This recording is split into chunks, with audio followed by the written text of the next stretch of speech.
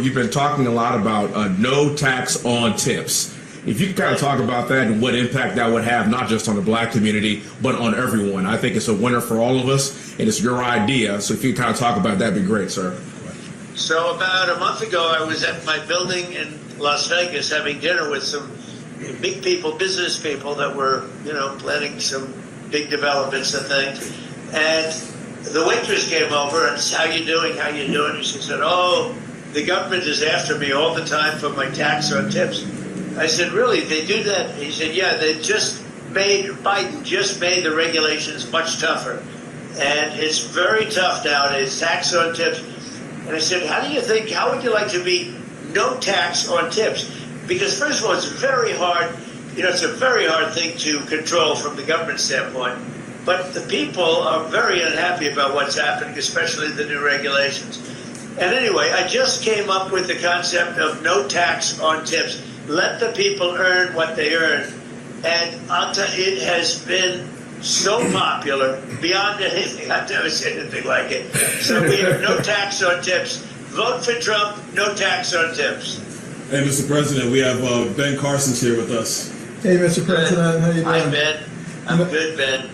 All right, guys, so we got to talk about a pretty fascinating story, a sad story to be quite honest with you, out of Atlanta, okay, involving a black barbershop owner who hosted a Blacks for Trump kind of small business event where you had politicians like Byron Donalds and Ben Carson. I'm not sure if Ben Carson is actually a politician, okay, but you have Wesley Hunt. You had, black conservatives, okay, come into the barbershop and to talk about small business and the benefits of conservative economic policies for black Americans, specifically, again, black entrepreneurs, black business owners, which, in my opinion, the main benefit is cutting taxes, which definitely helps, rolling back regulations, cutting red tape, which also helps as well, too, okay? And these are things that Trump specialized in during his administration, and that's why the economy was so great, okay? Because we actually had somebody in office that understood how to spur real economic growth, not the fake economic growth that we have right now from the Biden administration that is being fueled by government spending. Okay, most of the jobs created under Biden are government jobs, hospitality jobs, and healthcare jobs. Okay, it's all being subsidized by the government for the most part. Trump didn't necessarily have that in his economy. His economy, again, it was natural growth as a result of less government involvement, less taxation, and things were flourishing, okay? And a lot of people want to get back to that. But unfortunately, there's a certain group in this country of deranged individuals whose hate for Trump is so bad, right? It's so outrageous that they get mad at anybody that they see as potentially supporting Trump or helping out the Trump campaign if they are people that they believe should not support Trump for X, Y, and Z reason. The main reason always has to do with identity politics, okay? If you're not a straight white Christian male, according to these people, then you can't support Trump, right? There's no reason why you support Trump. Even if you are a business owner and Trump's policies benefit your business, no, you can't do that, right? You can't look out for your own economic security, the well-being of your employees, your business, your life, your family. No, you can't do that, okay? You have to vote against Trump because Trump evil, right? And essentially that is what's happening here in this situation involving this black barber out in Atlanta who hosted a Trump event, and now he's coming out and basically saying that, well, I feel like I was misled in regards to what this event was supposed to be about. He's saying that he thought it wasn't going to be about politics, that it was going to be about black businesses, just a forum for that, and it wasn't going to be political. But to me, it is obvious that that's probably not the case, that he definitely knew it would be political, but he's just coming out and saying this because he's admitting that, yeah, I'm losing business, right? People are not coming to my barbershop anymore, and I'm receiving a lot of, phone calls and messages of people that don't like the fact that my barbershop hosted this event. And again, it's an extremely sad story. It's a sad state of affairs when black people essentially harass each other and tear down a black business, right? Because he, hosted Trump. Okay, same thing is happening with the black church out in Detroit that hosted the event with Trump. That pastor has received a whole lot of hate, okay, because of him opening up the church doors to Trump to come and speak, right? Again, it really is a damn shame. But without further ado, Let's get into this. Now, all new at 6, the owner of Rocky's Barbershop in Atlanta says he feels he was misled by a campaign event for former President Trump the day before the debate. Rocky Jones tells our Karis Belger he thought his Buckhead shop was just hosting a forum for black businesses, but he says he never expected to fade into the realm of politics. To me, cutting hair is like an art. And smooth waves are not the only thing Rocky Jones wants his shop to be known for. We try to specialize in just giving good service to the community. As you can see, I've been here since 17 years and it's been good. Which is why he jumped at the chance to help other black business owners get ahead. Started with a text, then it went to a call because I was actually out the country. And just me agreeing to do a black small business round table. I thought it was like something real private. It was anything but. Rocky, along with black business owners from across metro Atlanta, crammed into his shop, along with Trump surrogates like Ben Carson. But it wasn't all shop talk. Thinking about black business in Atlanta, small black businesses in Atlanta. And I'm like, okay, so when are we going to start talking about this? He says a call from former President Trump during the event cut deep. Why is the ex-president calling somebody in my barbershop? This has nothing to do with small black businesses. And he Wow. Okay. I'm trying to get this guy the benefit of the doubt, okay? And the reason why is because I think he's being intimidated. I think he's being harassed. I think this is why he's saying this, okay? This is him trying to save himself from the mob. So I'm not going to be too hard on the guy. But if you actually listen to what Trump talked about, he talked about rolling back regulations. He talked about taxes. He also talked about eliminating taxes on tips. Now, I like to tip my barber pretty good, right? If he does a good job, I'm going to tip him very good, right? Very well, okay? I love to tip well because I think that when people do a good job, they deserve to get paid for it, okay? And Trump is saying, well, I want to eliminate a tax on that.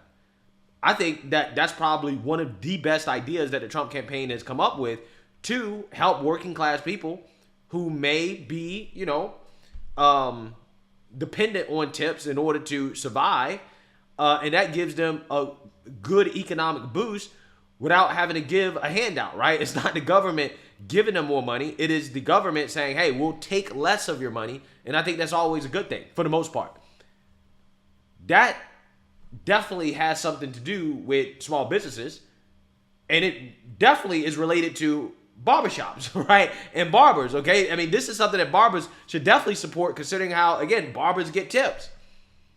But this guy is saying, well, what does the president calling into my shop have to do with small businesses? What do you mean? It's obvious what it has to do with small businesses. I'm just mind blown. I really am, okay? But again, I'm not trying to be too hard on the guy. I know what happens when you're black, you have a church, you have a business, you come out and you say, hey, I'm going to open up my business or my church to different opinions, right? To hear what people have to say, right? I understand that can be controversial, so I get it. he was left with a lot more than razor burn. We had some calls. Thursday, we definitely got some calls, some backlash, some angry people that don't know me, and I have to deal with that. I have no involvement in politics. We don't even talk politics in my barbershop. It's all sports. Commend everybody to vote, but that's your business. You know, I don't tell you what to do. The number of customers, he says, has trimmed down, but he hopes the shock will fade and he can keep helping his community. Karis Belger, 11 Alive News. Now, we repeatedly reached out to several representatives for the Trump campaign today about the claims that he just made. They have not responded at this time to our phone calls or email. Yeah, so again, I think this guy is trying to save face, okay? And the reason why I say that is because he's trying to pretend like he didn't know, right? I didn't know that this would be a Black Americans for Trump event. I didn't know this would be political. It's like, bro, you have a sign in your barbershop that says Black Americans for Trump. How did you not know? Of course you knew, right? You definitely knew who was going to host the event and who was coming. I'm not entirely sure how you own a shop and you have a bunch of random people coming into your shop and you don't know who's coming, right? You don't know congressmen are coming, okay? You don't know Ben Carson's coming. Come on, brother. I think you knew. I think that this guy, again, is trying to save face. He's trying to avoid getting more backlash from the mob by saying, well, I was blindsided by this, okay? I was hoodwinked, shocked, led astray, right? Run amok. Okay, this is a trick from the Trump campaign, which I don't like because now the left, they're running with this idea that, oh, well, this is a hoax.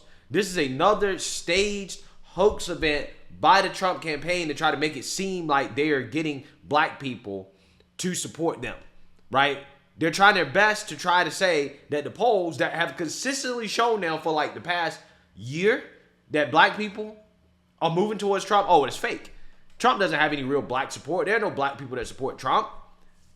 So they're now using this guy's testimony, his story, him trying to do this U-turn, okay, because of the backlash. They're trying to use that as proof now that, oh, well, again, this was staged. That, you know, Trump is staging events in order to get black support, to pretend like he has black support, and that's just simply not the case. He's not staging anything. It was an event. It happened. You had black small business owners show up. This guy definitely knew. He probably supports Trump, right? But again, unfortunately, in America, you can't say that out loud. Not if you're black. No, if you're black and you're a business owner, these black liberals, these so-called pro-blacks that claim they support black business so much, they'll tear down your black business if you don't support white liberal daddy, Joe Biden, right? If you don't support him, they say, screw your black business. We'll try to destroy it. That's what they do. But then they'll tell you, hey, we're pro-black. We're pro-black, though. But this is what I try to tell you guys. These people that claim they're pro-black, they're not pro-black, they're pro-democrat, right? There's a difference. In stories like this is exactly what I'm talking about. If you are saying that I'm not going to support this business, or that you are hating this guy because he hosted an event for Trump, you're upset at a black church for hosting an event for Trump, again, you're not pro-black, you're just pro-democrat, okay? Because again, these same people have nothing to say when black folks open up their church or their businesses to Joe Biden. And again, Joe Biden is the guy that wrote the drug and the crime bill that these people love to complain about so much. Joe Biden is the same person that fought against integration, right? He wanted segregation. He didn't want white children to go to these racial jungles, right? Schools, okay? Where black kids and white kids learn together and interact with each other. Biden didn't want that. Biden has a long history as a racist, a staunch racist. He's friends with racists. Okay, he probably is still racist. Who knows? I don't know, right? I'm just saying, this is what Democrats have said, okay? This is what Democrats said. Kamala Harris, VP, actually said this, okay? But yet, there's never as much backlash when black people open up their businesses, again, or their church to Democrats, okay? The party of Jim Crow, the party of slavery, the party of segregation, the party of lynching. They never have a problem with it when you invite these people with such a history of hate and division, especially against black people in this country. You never get mad when those people are invited into so-called black spaces. It really blows my mind. But again, the guy in which black people were doing amazing under Trump, no, you can't listen to that guy speak, right? You can't open up your doors, your church, you can't open up any facility, any black space, right, to Trump, okay? Because he racist, okay? He hate us and yada, yada, yada. Again, it's sad. It really is a sad state of affairs in this country when you have business owners getting harassed by other black people, right? Black business owners getting harassed by black people for simply listening to somebody that they disagree with when it comes to politics. It really is sad. It really is. Let me know what you guys think. Make sure you like, comment, and subscribe. Most importantly, share a black conservative perspective. Peace.